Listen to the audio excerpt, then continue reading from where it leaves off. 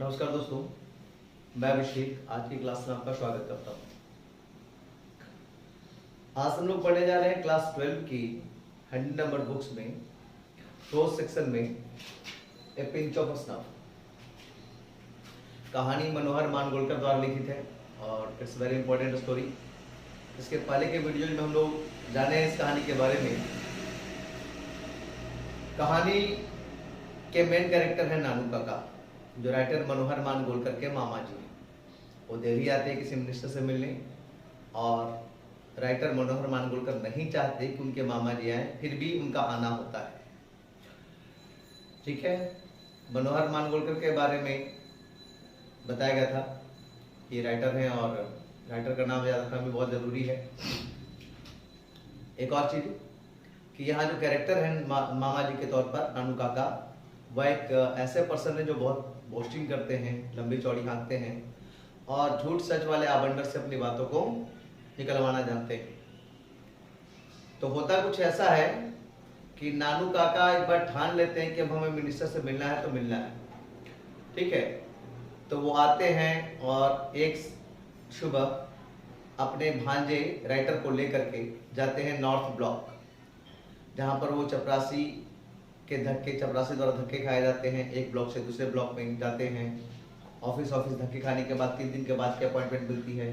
तभी ऐसा होता है कि वो कार से रुश होकर लौट रहे होते हैं, एक येलो कार उन्हें ओवरटेक करती है। बाद में पता चलता है कि जो कार उनको ओवरटेक करके गई उसमें बैठा व्यक्ति जो रतिराम है, वो सोहनलाल रतिराम का बेटा है। और ये सोहनलाल रतिराम उनके भांजे के साथ सेम ऑफिस में काम करते हैं। ऐसा जानकर वह अपने भांजे के थ्रू जुगाड़ लगाते हैं नेता से मिलने का। ओके, यहाँ पर सोहनलाल रतिराम पार्टी प्रमुख होते हैं, जिनके बेटे थे रतिराम। तो जब वो जाते हैं मिलने के लिए तो वो मिल नहीं पाते हैं तो दूसरी बात वो थोड़ा सा कुछ आबंडर करते हुए उनसे मिलने की कोशिश करते हैं। इस बार जब वो जाते हैं तो उनको बैठाया जाता है एक ठंडे कमरे में, मतलब एसी वाले कमरे में। और जब उनको बैठाया जाता है तो बगल वाले कमरे से हुक्के की गड़गड़ाहट की आवाज आती है, जो कि सोहनलाल रतिराम हुक्का पी रहे होते हैं, लेकिन उन्हें कुछ वैल्यू नहीं मिल रही होती। तो ये क्या करते हैं फिर कि पोस्टिंग करते हैं, लंबी चौड़ी हाँकते हैं।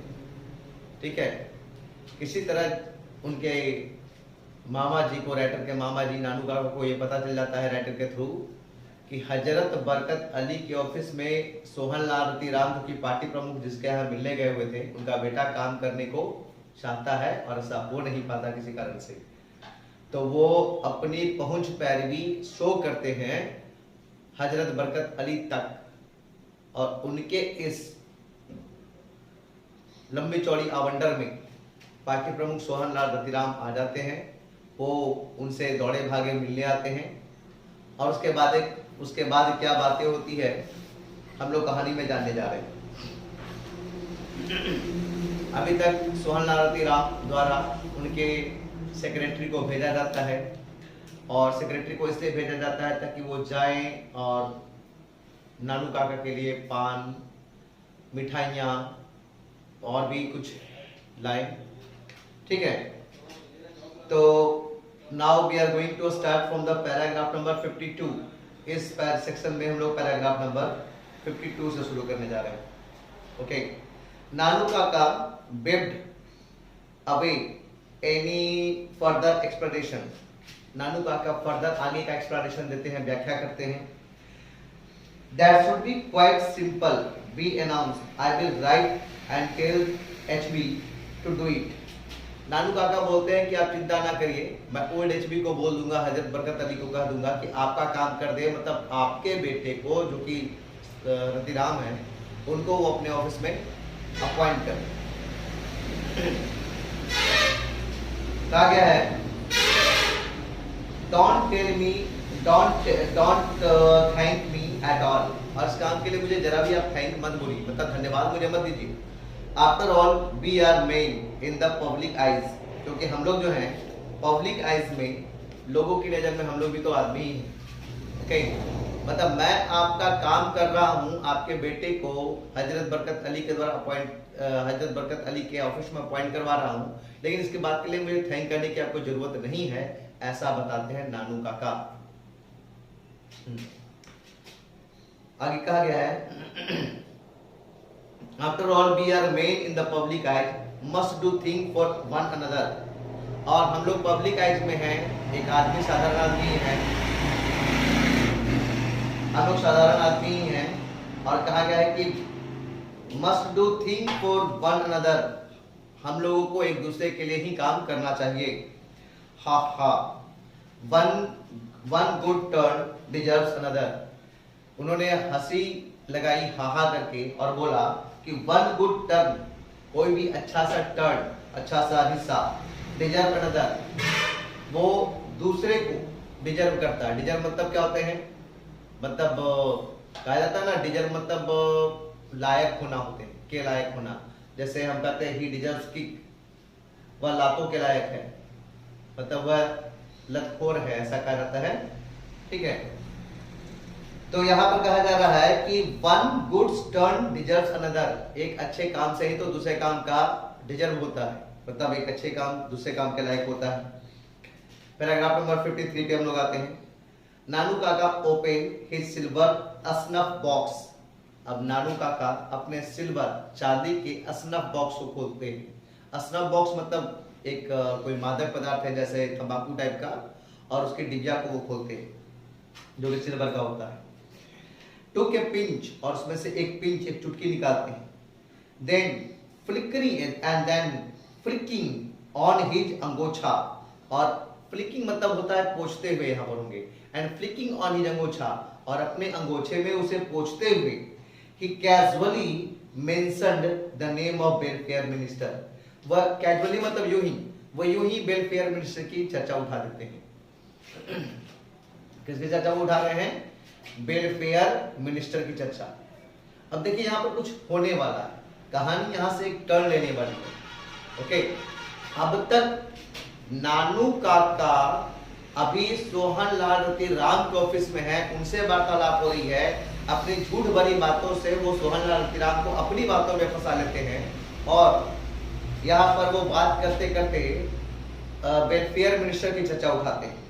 Okay, the fixed grind on Sohan Lal face perished, तभी क्या होता है, the fixed grind on Sohan Lal face, Sohan Lal के फेस पे जो बनावटी मुस्कान थी अब तक, ओके, पैरिस्ड, वो गायब हो जाती है। जैसे ही सोहन लाल रतिराम जो पार्टी प्रमुख है, वो वेलफेयर मिनिस्टर की चर्चा सुनते हैं, इनसे, नानू काका से, तो उनके चेहरे की जो स्माइल है, चेहरे की जो मुस्कुराहट है, वो गायब हो जाती है।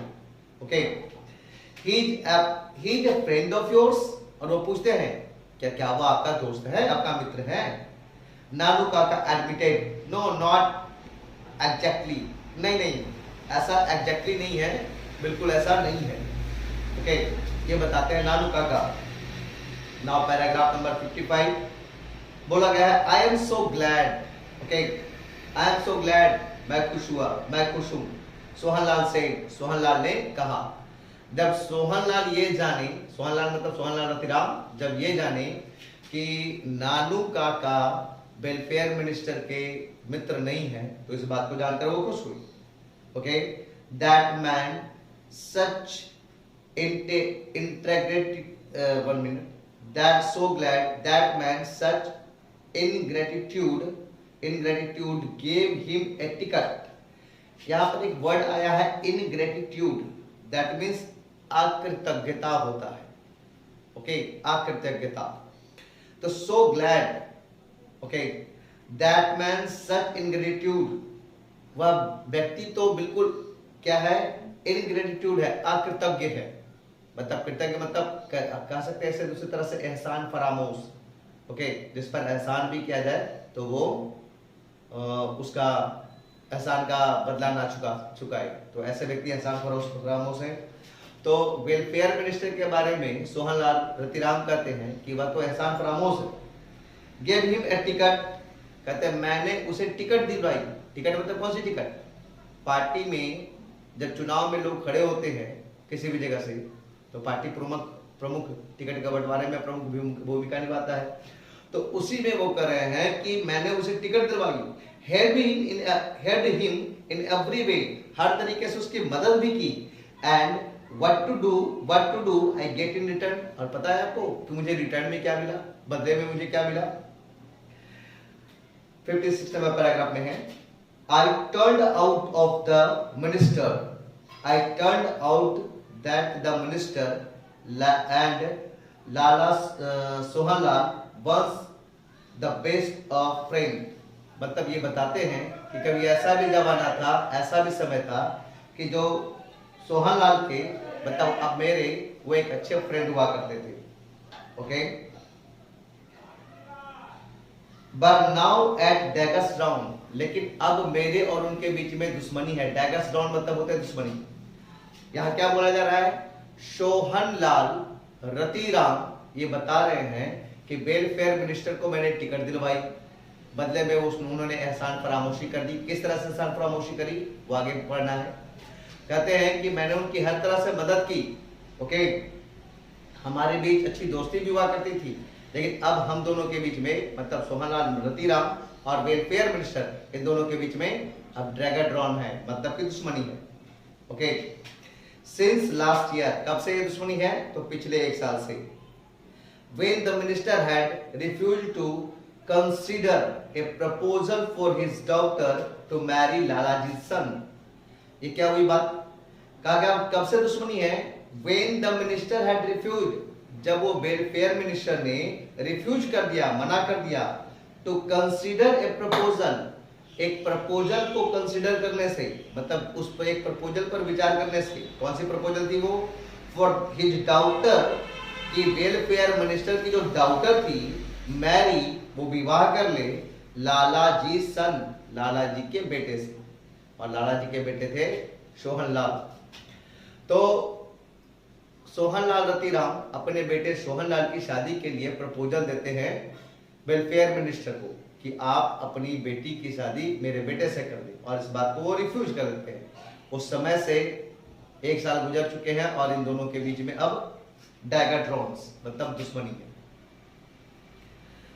He wants a princess, अब थोड़ा क्या होता है ना, कमेंट भरे शब्दों में तीखे आलोचना करते हुए बोलना। ऐसे ही बोल रहे हैं कौन? सोहनलाल रतिराम कह रहे हैं he wants a prince, वह तो एक प्रिंस चाहते हैं।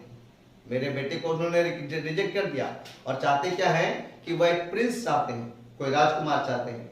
सोहनलाल स्नॉटेड, स्नॉट मतलब यहाँ पर ऐसे होंगे फटकारना, तो सोहनलाल ने फटकार लगाई। What a prince, what is a prince these days? आज के दिन में राजकुमार है क्या? अब आप ही समझे कि आजकल राजा राजवाड़ों का तो जमाना है नहीं। ओके, तो आज कोई अगर प्रिंस भी होगा तो वो नॉर्मल आदमी। तो what a prince these days, आज के जमाने में कोई प्रिंस है भी तो क्या है? ओके, फाउट है,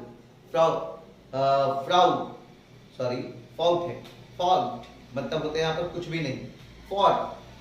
कॉन्फिडेंशियल मतलब होते हैं गोपनीय, confidential. I can tell you मतलब मैं गुप्त तौर पर आपको ये बात बताता हूँ। Okay, that the minister has burnt his boats, कि मिनिस्टर ने अपने ही बोट को आग लगा ली है, मतलब अपने पैर पे ही कुल्हाड़ी मार ली है।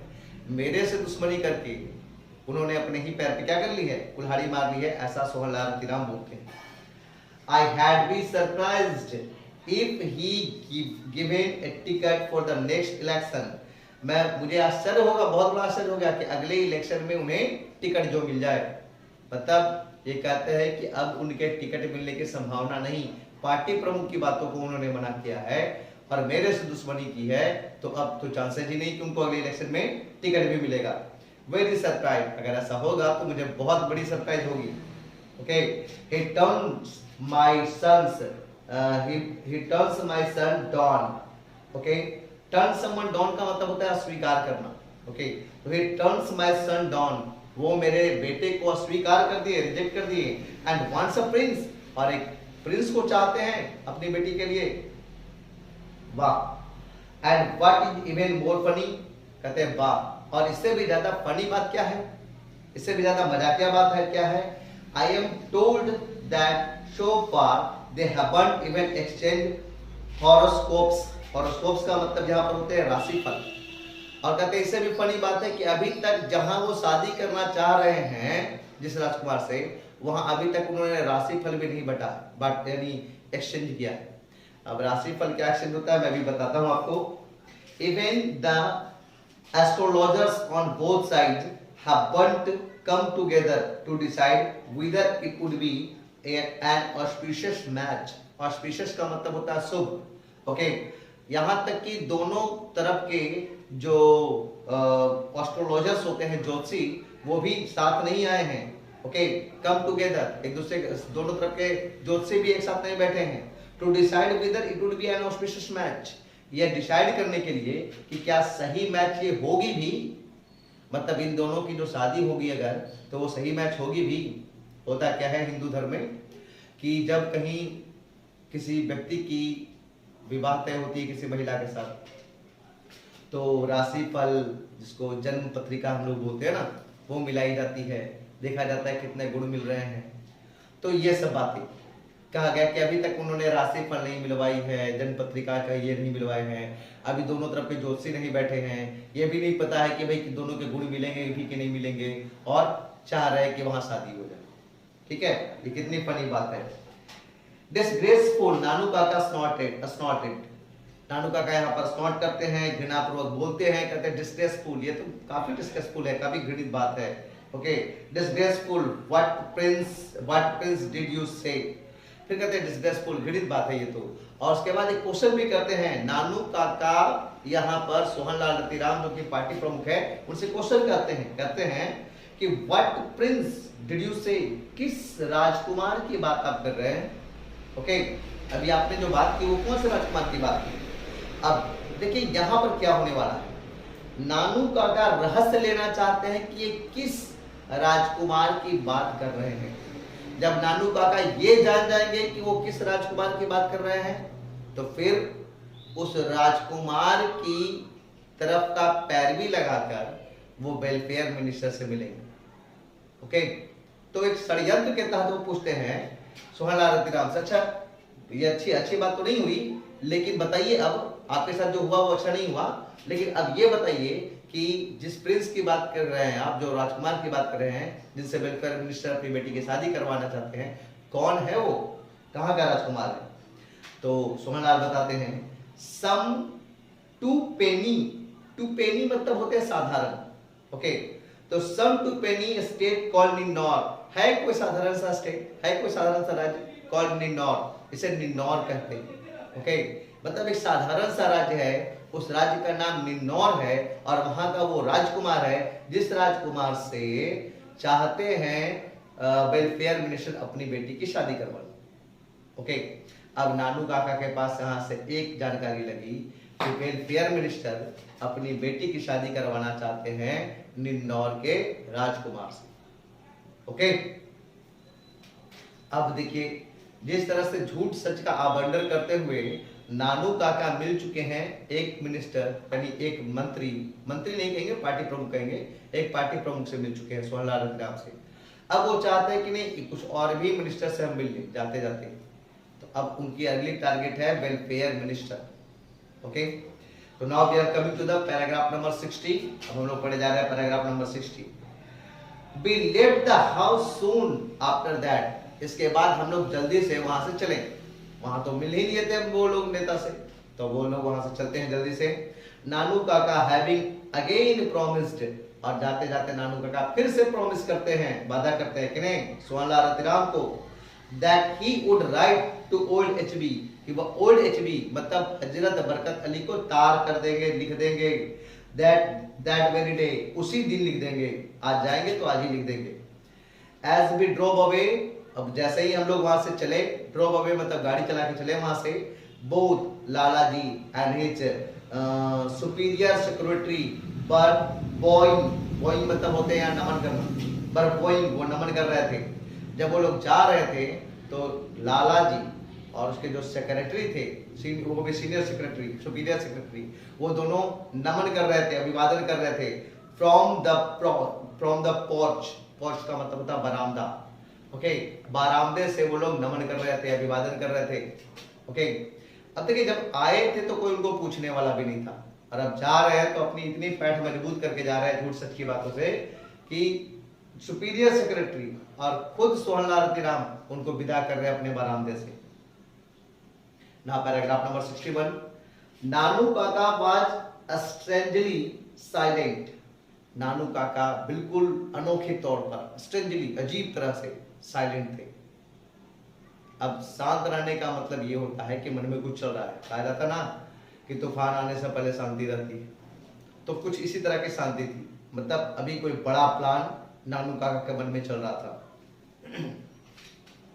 And went to bed soon.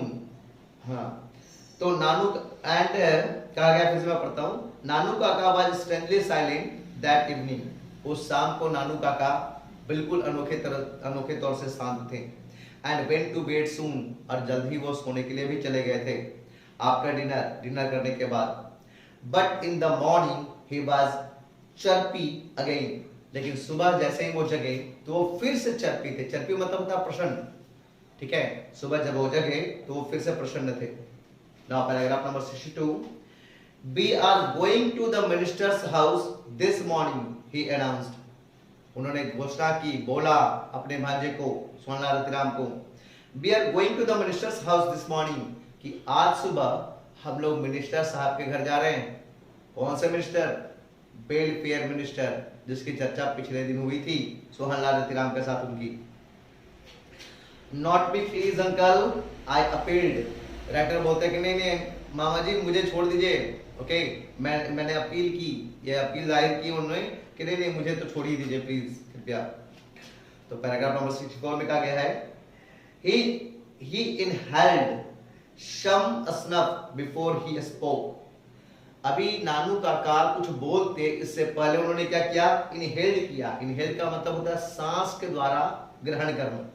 Okay, अब देखिए कुछ ऐसे भी मादक पदार्थ होते हैं जो सांस के जरिए लोग लेते हैं, जैसे कि क्या कह सकते हैं इसको, हेरोइन, ओके एटसेट्रा। तो यहाँ पर वैसे ही कुछ पदार्थ की बात हो रही है, बट उतना भी वो मादक नहीं है, तंबाकू की बात हो रही है या ऐसा कुछ है यहाँ पर। He inhaled some stuff before he spoke। कुछ बोले इससे पहले वो नाक के माध्यम से या कहे कि कुछ स्नफ लेते हैं, तंबाकू लेते हैं। And by that time he seemed to have forgotten what I had said। और इस दौरान वो ऐसा प्रतीत करते हैं, ऐसा प्रतीत होने देते हैं कि उनको तो कुछ याद ही नहीं कि मैंने क्या बोला, क्या अपील उनसे की। वास्तव में राइटर ने क्या अपील की थी? राइटर ने अपील की थी कि मुझे छोड़ दीजिए, आप ही जाके मिल लीजिए, मैं नहीं मिलने वाला। लेकिन ऐसा वो एक्ट करते हैं जैसे कि उनकी बातों का उन पे कोई असर नहीं, वो सुने ही नहीं उनकी बात को। ओके, आगे कहा गया है, वो बिना राइटर के बातों का रिप्लाई देते हुए नानू काका बोलते हैं, this car of yours too old. ये जो तुम्हारी कार है, टू ओल्ड, ये तो बहुत पुरानी है। टू स्मॉल, बहुत छोटी भी है। We will need something much more impressive. हम लोगों को कुछ और बड़ी चीज की जरूरत है जो इम्प्रेसिव हो, जो इम्प्रेशन डाल सके, धाक जमा सके। Okay, you noticed how the secretary treated us coldly at first. आपने देखा जब हम लोग सोहनलाल रतिराम के यहाँ गए थे तो कैसे उनका सेक्रेटरी बिल्कुल कोल्डली हम लोग के साथ मतलब उदास, कोल्डी करने का मतलब बिना गर्मजोशी से हम लोग का कैसे स्वागत किया था, बिना मतलब हम लोग को भाव भट्टा नहीं दे रहा था, हम लोग से अच्छे से बात नहीं कर रहा था। Okay, if we had gone in a bigger car, अगर हम लोग वहां गए होते, okay, in a bigger car, किसी बड़े कार से, he would have been quite different. तो उनका जो व्यवहार होता वो बिल्कुल क्वाइट डिफरेंट होता, बिल्कुल अलग होता। ओके, अब समझ जाओ आप कि आप किसी जगह पर आप जाते हो एक छोटी मोटी कार से, नैनो से, मारुति 800 से, तो आपकी जो रिस्पेक्ट होगी, रिगार्ड होगी। और दूसरी कि आप एक बड़े लग्जीरियस कार से जाते हो, करोड़ों रुपए की कार से जाओगे तो आपकी जो रिगार्ड होगी, उस तरह का रिगार्ड यहाँ पर डिफरेंस शो कर रहा है, किया जा रहा है। वो बोलते हैं कि वहां हम लोग गए थे तो कार भी छोटी थी, पुरानी थी, तो हम लोग को उतनी रिस्पेक्ट नहीं मिली।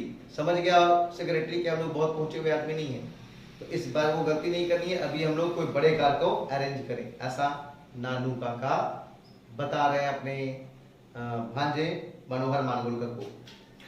तो उनके भांजे, पैराग्राफ नंबर 65 पे हम लोग हैं, उनका भांजा जो है मनोहर मानगुलकर अब उनको सलाह देता है, व्हाट अबाउट टैक्सी, एक टैक्सी के बारे में क्या ख्याल है। व्हाट अबाउट का मतलब होता है यहाँ पर क्या ख्याल है।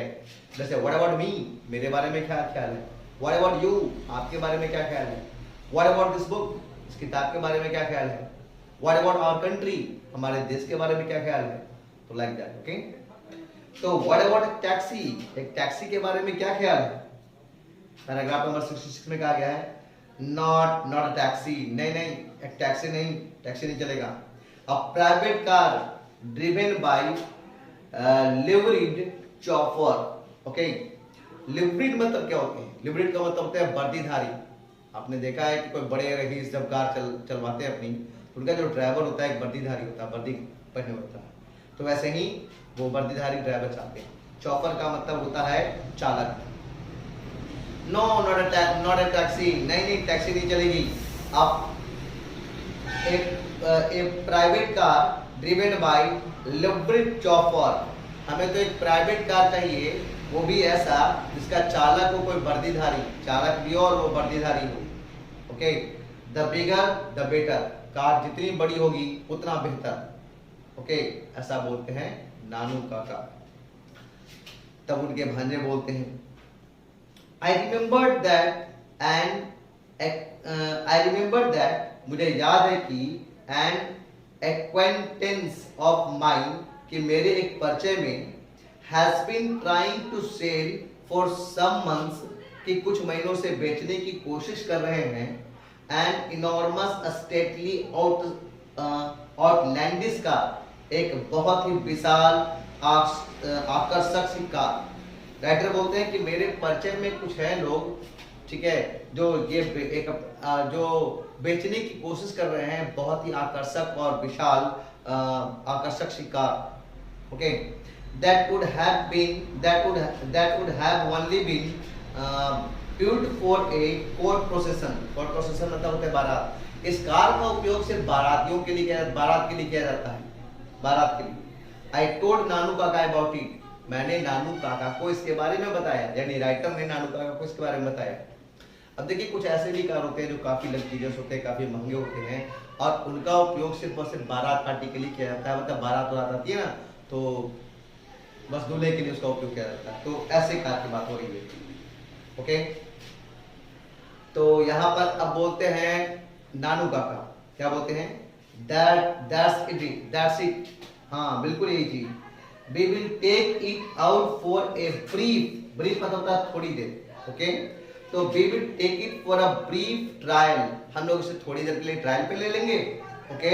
He suggested Bradley, वो बिल्कुल प्रसन्नचित ढंग से, ब्रिडली मतलब प्रसन्नचित ढंग से, वो प्रसन्नचित ढंग से इस बात को एक्सप्लेन करते हैं कि चलो ठीक है, अच्छी बात है, कार का जुगाड़ हम लोग कर लेते हैं।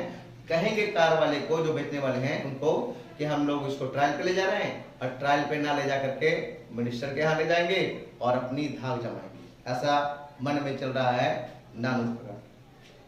नाउ इट्स पैराग्राफ नंबर 69, कहा जा रहा है I am sure we could, मैं श्योर हूं इस बात को लेकर के मैं आश्वस्त हूं इस बात को लेकर के कि वी कुड, हम लोग कर सकते हैं ऐसा।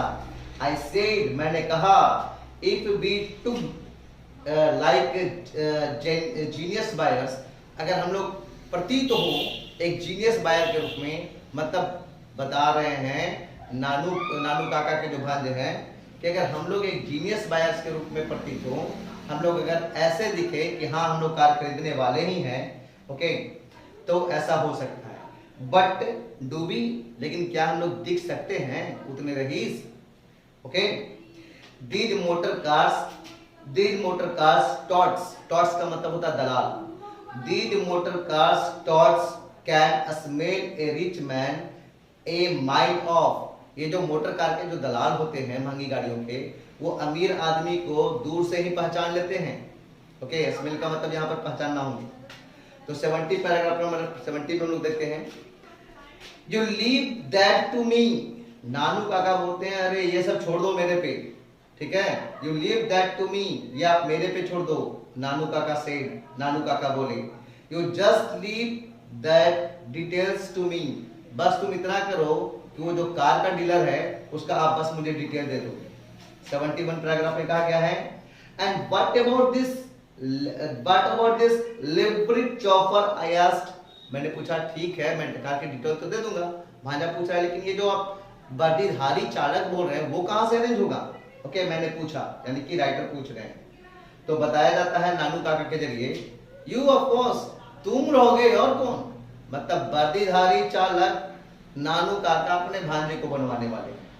नानू काका सेड ब्लैंडली, नानू काका ब्लैंडली बोलते हैं। ओके, ब्लैंडली मतलब बिना सरप्राइज हुए, ओके, बिना आश्चर्य में, मतलब ठान लिए कि इन्हीं को हम बनाएंगे चौफर, बर्दीधारी चौफर बना देंगे। ओके, अब देखिए यहां से कहानी कुछ टर्न लेती है।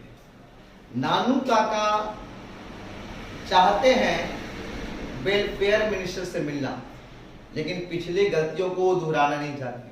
पीछे क्या गलतियां हुई है? तो पीछे गलतियां हुई थी कि जब वो सोहनलाल रतिराम के ऑफिस में गए थे तो एक मामूली से कार से गए थे। वो इस चीज को दोहराना नहीं चाहते। वो चाहते हैं कि वहां पर जब जाए वेलफेयर मिनिस्टर के पास तो एक गुड इम्पैक्ट बने, ठीक है, और इस इम्पैक्ट को पाने के लिए वहां पर एक बड़ी सी लग्जरियस सी कार लेकर जाना चाहते हैं और उस पर वर्दीधारी ड्राइवर होना चाहिए, ऐसा चाहते हैं। लेकिन समस्या यह है कि वो कार वहां पर है नहीं, ऐसी महंगी कार। तो वो कार की जुगाड़ लगाना चाहते हैं, क्योंकि पता चल गया है कि हाँ भाई ऐसा एक कार है जो भाड़े पर मिलता है, लेकिन वो भाड़े पर नहीं लेना चाहते। वो चाहते हैं कि बस ट्रायल पे लेंगे, जाएंगे, कहेंगे कि हम बायर हैं, हम खरीदना चाहते हैं, लेकिन खरीदने से पहले ट्रायल लेना चाहते हैं। तो ट्रायल पे लेना चाहते हैं, और दूसरी चीज चौफर के रूप में अपने भांजे को वर्दीधारी ड्राइवर बनाना चाहते हैं। अब नानू काका, कोई भी हम या आप जाएंगे तो कोई भी तो इतनी महंगी कार ऐसे ही बिना जान परिचय के या फिर बिना इस बात के आश्वस्त हुए कि हम लोग उस कार को खरीदने जा रहे हैं, बिना इस बात के आश्वस्त हो तो कोई कार देगा नहीं ट्रायल के लिए। तो कैसे आश्वस्त किया जाए, इसके लिए नानू काका एक गेम खेलने जा रहे हैं, एक प्लान करने जा रहे हैं। तो क्या है इनकी प्लानिंग, जान लेते हैं, फिर कहानी अगले अध्याय में हम लोग सीखेंगे। ओके, होता क्या है जानिए, अगले क्लास में हम लोग क्या जानेंगे, कहानी आगे क्या रंग लेगी। होता यह है कि नानू काका कुछ प्लानिंग करते हैं, एक धोबी को बुलाते हैं और एक प्लान तय करते हैं, ठीक है। प्लानिंग क्या होती है बाद में पता चलता है। उसके बाद अपने भांजे को लेकर वो जाते हैं, ठीक है, किसके, उस दुकान में जाते हैं, सिक्का ऑटो डीलर्स नाम होता है उस दुकान का। तो उस दुकान में जाते हैं सिक्का ऑटो डीलर्स में, जहां पर कार की सेल हो रही है। तो उस जगह पर जाते ही वो कहते हैं कि भाई हम लोग इस कार को खरीदना चाहते हैं, एक अच्छे लुक में जाते हैं, लगता है कि भाई बहुत ही रिच पर्सन है, इस लुक में जाते हैं। तो वहां जाकर के वो बोलते हैं कि कार को खरीदना चाहते हैं। अब कोई भी सिक्का ऑटो डीलर्स का जो मालिक है वो कैसे इसको जाने कि हाँ भाई ये कार खरीदने वाले ही हैं, कोई ठग नहीं है।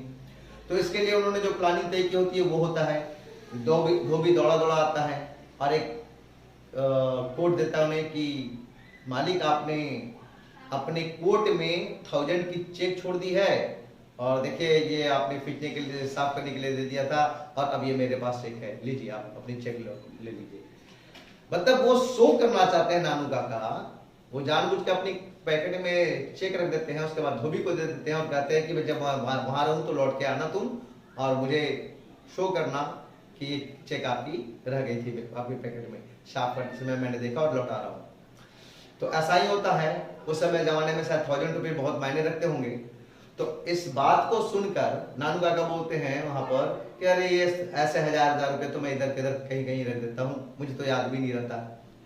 अब डीलर, सिक्का ऑटो डीलर का मालिक सोचता है कि भाई इतना रईस आदमी है कि ये हजारों रुपये यूं ही इधर उधर मतलब बिना केयर किए हुए रखे चलता है। तो इस बात को देखते हुए वो ये समझ जाता है कि शायद ये बंदा बहुत अमीर, और कार को ट्रायल पे दे देता है, और उस कार को वो ले जाकर के वो कार को लेके वो जाते हैं वेलफेयर मिनिस्टर से मिलने। और आगे क्या होता है कैसे वो वेलफेयर मिनिस्टर से मिलते हैं, कैसे आगे की मतलब जर्नी उनकी होती है कंप्लीट, कैसे वेलफेयर मिनिस्टर से वो सिर्फ ना मिलते हैं बल्कि उनको विवश कर देते हैं अपने घर तक आने के लिए। इस बात को हम लोग नेक्स्ट वीडियो में जानेंगे। Till then good bye.